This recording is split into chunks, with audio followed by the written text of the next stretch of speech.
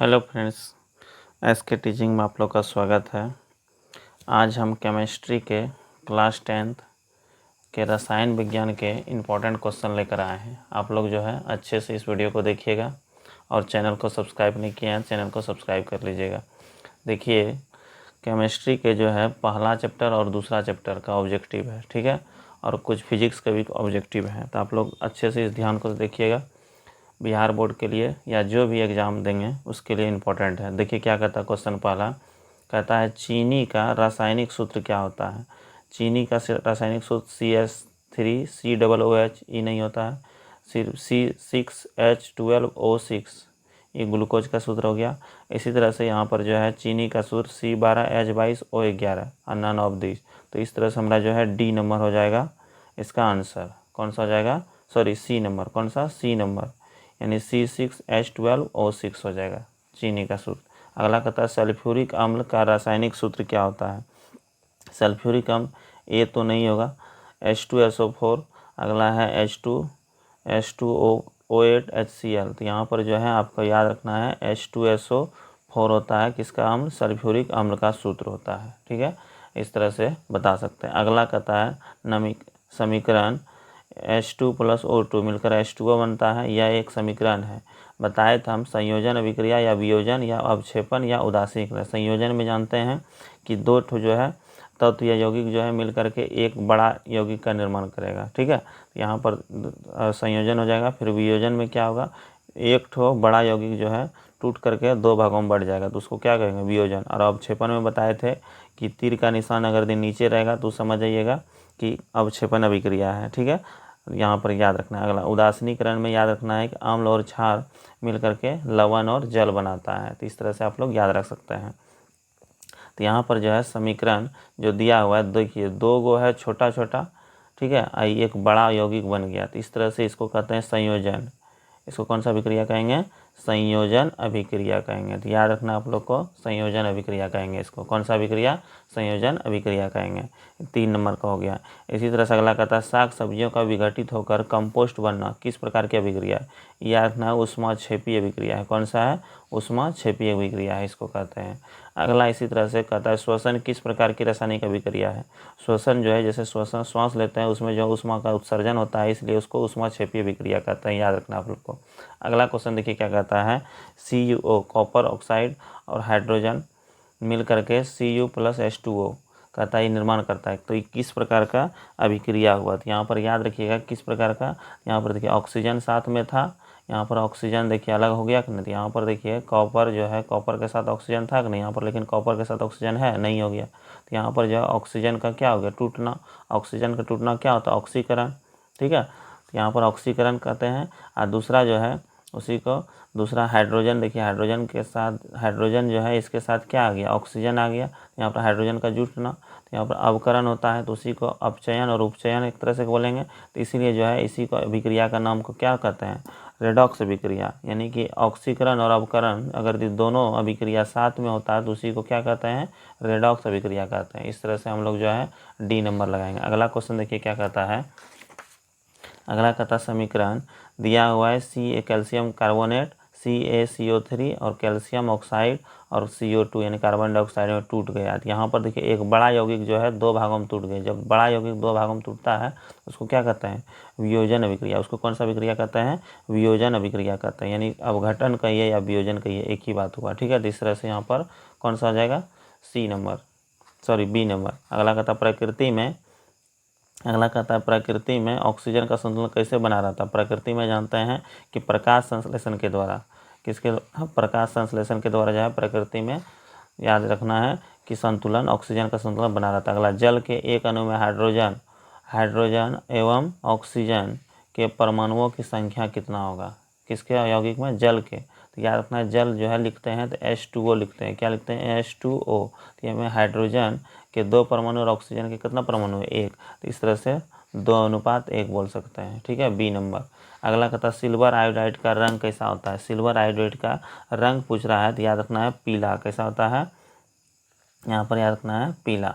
अगला क्वेश्चन कहता है अम्ल और क्षार आपस में अभिक्रिया कर क्या बनाता है। आप लोग जानते हैं अम्ल और क्षार जब आपस में अभिक्रिया करता है तो यहाँ पर क्या बनता है, लवण और जल बनाता है। तो इस तरह से यहाँ पर लवण है सिर्फ, तो यहाँ पर लवण बताएंगे यहाँ पर ऑप्शन नंबर सी। अगला है बुझा हुआ चूना का सूत्र। बुझा हुआ चूना का सूत्र जानते हैं क्या होता है, CaOH का होल 2। बुझा हुआ चूना का सूत्र क्या होता है, CaOH का होल 2। ठीक है, कैल्शियम हाइड्रोक्साइड बोलते हैं इसको। ठीक है, तो इस तरह से याद रख सकते हैं। अगला कहता है, देखिए क्या कहता है, निम्नलिखित में कौन भस्म नहीं है। भस्म नहीं है यानी कि यहाँ पर जो है एक तरह से जिसमें कि H होता है उसको कहते हैं अम्ल, जिसमें OH होता है उसको क्या कहते हैं, भस्म। यहाँ पर OH है, यहाँ पर देखिए ये जो है एक तरह से क्या हुआ, कैल्शियम ऑक्साइड जो है धातु के ऑक्साइड, धातु का ऑक्साइड क्या होते हैं, भास्मिक होते हैं यानी क्षारीय होते हैं। तो यहाँ पर जो है फिर यहाँ पर क्या है, सोडियम कार्बोनेट। इस तरह से जो है NaCl, देखिए NaCl एक तरह से लवण हो गया, क्या हो गया, लवण। तो यहाँ पर जो है NaCl क्या हो जाएगा, लवण हो जाएगा। तो यहाँ पर 13 का क्या हो जाएगा, बी। तो यहाँ पर ऑप्शन जो है इसमें भस्म नहीं बात कर रहा है, मतलब यहाँ पर अम्ल होगा या फिर क्या कहते हैं क्षार, सॉरी भस्म, अम्ल या लवण होगा इसमें से। यहाँ पर अगला देखिए क्वेश्चन क्या कहता है, ध्यान दीजिएगा। क्वेश्चन नंबर यहाँ पर हम लोग जो है 14, निम्नलिखित में कौन अम्ल है। जानते हैं अम्ल जो है किसको कहते हैं, अम्ल का परिभाषा जानते हैं। अम्ल वह पदार्थ है जो जल में घुलकर H+ आयन देता है, लेकिन यहाँ पर जो है H और OH कुछ नहीं है। तो यहाँ पर देखिए निम्नलिखित में कौन अम्ल है। अम्ल H आगे में रहता है तो उसको क्या कहते हैं, अम्ल बताए थे वैसे। तो यहाँ पर CuO, यहाँ पर H2SO4, यहाँ पर N2O, ठीक है, Na2O, और यहाँ पर CaOH का होल 2 है। ठीक है, तो यहाँ पर देखिए जिसमें H आगे होगा उसको समझ जाना है क्या है, अम्ल है। क्या है, अम्ल है। तो यहाँ पर 14 नंबर का क्या हो जाएगा, बी नंबर। इस तरह से याद रखना है। अगला क्वेश्चन देखिए क्या कहता है, निम्नलिखित में कौन प्राकृतिक सूचक है। प्राकृतिक सूचक जो है हल्दी है, याद रखना है। प्राकृतिक सूचक ये सब हम सब पढ़ा चुके हैं क्लास में आप लोग को। अधातु का ऑक्साइड, O से अधातु, O से अम्लीय। अधातु का ऑक्साइड क्या होता है, अम्लीय। O से अधातु, O से अम्लीय। अधातु का ऑक्साइड अम्लीय होता है। निम्नलिखित में कौन क्षारीय ऑक्साइड है। अगला क्वेश्चन 17 नंबर का आता है, निम्नलिखित में कौन क्षारीय ऑक्साइड। क्षारीय ऑक्साइड मतलब हुआ तो O से अम्लीय, O से अधातु। और धातु का ऑक्साइड क्या था, अम्लीय। यहाँ पर जो धातु का ऑक्साइड क्या होता है, क्षारीय। यहाँ पर धातु के ऑक्साइड, धातु देखिए इसमें कौन सा है, यहाँ पर सल्फर है, ये धातु नहीं है। यहाँ नाइट्रोजन है, ये भी धातु नहीं है। पोटेशियम, यहाँ पर भी धातु नहीं है। तो ये सोडियम देखिए धातु है और धातु के ऑक्साइड है, तो इसलिए जो है यहाँ पर क्या बोलेंगे, इस तरह से आंसर क्या हो जाएगा मेरा कि डी नंबर हो जाएगा। अगला कहता निम्नलिखित NaOH यानी सोडियम हाइड्रोक्साइड क्या है। तो यहाँ पर सोडियम हाइड्रोक्साइड क्या है, जानते हैं आप लोग। OH जिसके पीछे रहता है तो उसको क्या कहते हैं, क्षार कहते हैं। इस तरह से क्षार हो जाएगा। जल में घुलनशील भस्म क्या कहलाता है, क्षार। जल में घुलनशील भस्म क्षार होता है, याद रखना है। अगला अमोनियम क्लोराइड का जलीय विलयन होता है। अमोनियम क्लोराइड का जो है यहाँ पर जलीय विलयन पूछ रहा है, तो यहाँ पर जलीय विलयन अम्लीय होता है। क्या होता है, अम्लीय होता है, याद रखना है। अगला कहता है बैटरिक का अम्ल है। बैटरिक अम्ल जो है इसको क्या कहता है, बैटरिक अम्ल को जो है एक तरह से हम क्या बोलेंगे, सांद्र H2SO4 बैटरिक अम्ल का सूत्र हुआ यहाँ पर। ठीक है, लौंग तेल किस प्रकार का सूचक है। लौंग तेल जानते हैं गंधिया होता है। कैसा होता है, गंधिया होता है। ठीक है, ये गंध करता है। अगला कहता है कोई घोल नीले लिटमस को लाल करता है तो उसका pH मान तो लाल कर देता है। तो घोल का pH मान जानते हैं, जब नीला को लाल कर रहा है मतलब क्या हुआ, अम्लीय होगा। तो यहाँ पर अम्ल का pH मान जानते हैं कितना होता है, 7 से कम। तो यहाँ पर 7 से कम कितना है, 2 है। तो इस तरह से ऑप्शन नंबर बी हो जाएगा, सॉरी ए हो जाएगा। अगला अम्लीय वर्षा के जल का pH मान। अम्लीय वर्षा के जल का pH मान जो है 5.6 से कम हो जाएगा, 5.6 से कम हो जाएगा, तो याद रखना। अगला सिरका में कौन सा अम्ल पाया जाता है। सिरका में जानते हैं आप लोग कौन सा अम्ल पाया जाता है, हाइड्रोक्लोरिक अम्ल या फॉर्मिक या मैलिक या फिर एसिटिक। तो यहाँ पर याद रखना है सिरका में कौन सा अम्ल, एसिटिक अम्ल। सिरका में कौन सा अम्ल, एसिटिक अम्ल पाया जाता है। इस तरह से याद रख सकते हैं। अगला क्वेश्चन देखिए क्या कहता है, ध्यान दीजिएगा। यहाँ पर कहता निम्नलिखित किसके कारण अम्ल वर्षा होता है। जानते हैं SO2 और NO2 के कारण से अम्ल वर्षा होता है, याद रखना। टूथपेस्ट क्या होता है, टूथपेस्ट क्या होता है, क्षारीय होता है। टूथपेस्ट क्या होता है, क्षारीय होता है। शुद्ध जल का pH मान जानते हैं, शुद्ध जल का pH मान 7 होता है। कितना होता है, 7 होता है, याद रखना। अगला हमारा शरीर pH के कितने परास के बीच कार्य करता है। जानते हैं कि यहाँ पर जो हमारा शरीर जो है एक तरह से यहाँ पर जो है 7 से 7.8 के बीच काम करता है, 7 से 7.8 के बीच काम करता है, याद रखना है। कोई विलयन लाल लिटमस को नीला कर देता है। लाल को क्या कर रहा है, नीला। लाल को नीला करता है मतलब क्या हो गया, एक तरह से यहाँ पर जो याद रखना है क्षारीय हो जाएगा। ठीक है, यहाँ पर जो है 7 से अधिक हो जाएगा उसका pH मान, यहाँ पर इस तरह से क्या हो जाएगा 10 हो जाएगा। 7 से सब कम है इधर, निम्नलिखित में 7 भी नहीं होगा, 7 तो उदासीन हो जाता है। निम्नलिखित में कौन प्रबल है, प्रबल मतलब एक तरह से स्ट्रॉन्ग एसिड है। जब बताए थे हम एग्जाम्पल में, यानी कि H2SO4 HCl यानी हाइड्रोक्लो HNO3 नाइट्रिक अम्ल, इस तरह से सभी जो है क्या है, इस तरह से स्ट्रॉन्ग एसिड है। इस तरह से 31 नंबर का क्या हो जाएगा D number. Milk of magnesia का pH मान, मिल्क ऑफ मैग्नीशिया क्षारीय होता है इसलिए 7 से अधिक हो जाएगा उसका pH मान, यानी 10.5 हो जाएगा। अगला, किस pH मान वाला विलयन सबसे अधिक अम्लीय होता है, किस pH वाला, यानी कि सबसे अधिक अम्लीय कौन होगा, जिसका pH मान सबसे कम होगा उसका जो है सबसे ज़्यादा अम्लीय होगा। तो इस तरह से यहाँ पर जो है हम क्या बोलेंगे, 1 नंबर। अगला, दही में कौन सा अम्ल होता है, दही में जानते हैं लैक्टिक अम्ल। दूध या दही को लेट कर नहीं खाना चाहिए इसलिए लैक्टिक अम्ल, कौन सा लैक्टिक अम्ल। प्लास्टर ऑफ पेरिस का रासायनिक सूत्र जानते हैं, प्लास्टर ऑफ पेरिस का रासायनिक सूत्र CaSO4 हाफ H2O, CaSO4 क्या होता है, हाफ H2O। ठीक है, याद रखना है आप लोग को। अगला ई है जिप्सम का, CuSO4 2H2O करेगा जिप्सम, याद रखना है। ठीक है, याद रखना है आप लोग को। अगला, धोबिया सोडा का रासायनिक सूत्र, धोबिया सोडा यानी कपड़ा को धोने में 10 उंगली लगता है इसलिए जहाँ पर जल के 10 अणु होगा वही हो जाएगा। जैसे सोडियम कार्बोनेट, यहाँ पर देखिए जल के 10 अणु है, इस तरह से जो है सोडियम कार्बोनेट हो जाएगा यहाँ पर धोबिया सोडा, धोने वाला सोडा। अगला क्वेश्चन कहता है निम्नलिखित में कौन लवण है, कौन लवण है। लवण मतलब कि एक तरह से क्या हो गया, ना ही अम्ल ना ही क्षार। देखिए H है तो अम्ल हो गया, ये क्या है OH है तो क्या होगा, क्षार हो जाएगा।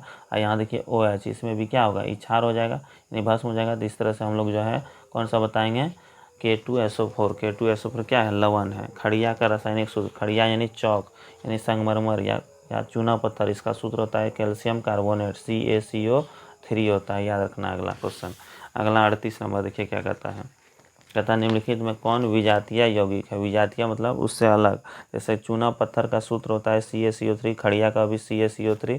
और यहाँ पर अगला क्या है, संगमरमर। अगला क्या है, संगमरमर, संगमरमर का भी सूत्र CaCO3 होता है। कहता है इसमें कौन विजातीय है, विजातीय मतलब एक तरह से अलग है। तो यहाँ पर याद रखना आप लोग को D number, plaster of Paris. कौन है, प्लास्टर।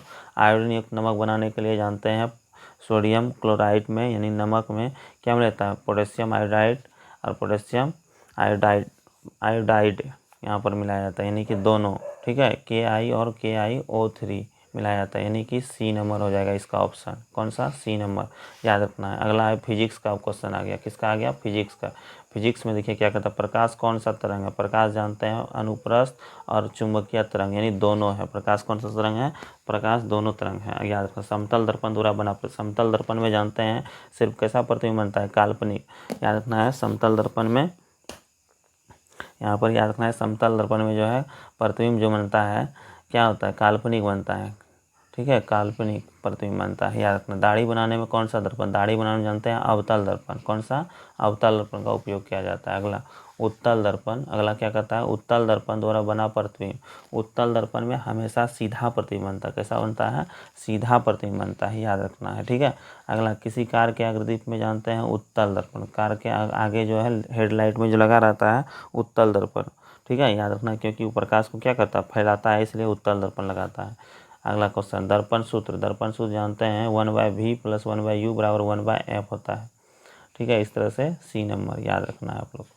अगला क्वेश्चन करता है अवतल दर्पण की फोकस दूरी, अवतल दर्पण की जो है फोकस दूरी जो होती है हमेशा क्या होता है, ऋणात्मक। क्या होता है, ऋणात्मक। प्रकाश के परावर्तन के कितने नियम, प्रकाश के परावर्तन के 2 नियम है, कितना, 2।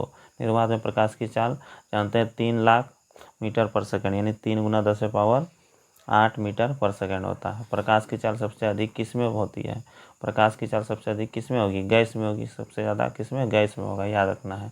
अगला क्वेश्चन देखो क्या कहता है कि गोलीय दर्पण की फोकस एवं वक्रता त्रिज्या में संबंध जानते हैं F = 2R नहीं होता है, F = R/2 यानी R = 2F। यहाँ पर जो है कोना कोनी गुना करेंगे तो किस तरह से क्या हो जाएगा, यहाँ पर B और C हो जाएगा, इस तरह से। ठीक है, इस तरह से ऑप्शन जो है B और C हो जाएगा। तो हम लोग जो है टोटल जो है 51 यानी 51 ऑब्जेक्टिव किए हैं। तो आप लोग यदि अच्छे से इसको वीडियो को देख लीजिएगा एक बार अच्छे से रोक करके, और सारा क्वेश्चन को नोट कर लीजिएगा, याद कर लीजिएगा। सारा क्वेश्चन बैंक से लिया गया है, ठीक है। इस चैनल को सब्सक्राइब भी कर लीजिएगा। हम मिलते हैं नेक्स्ट वीडियो में। जय हिंद, जय भारत।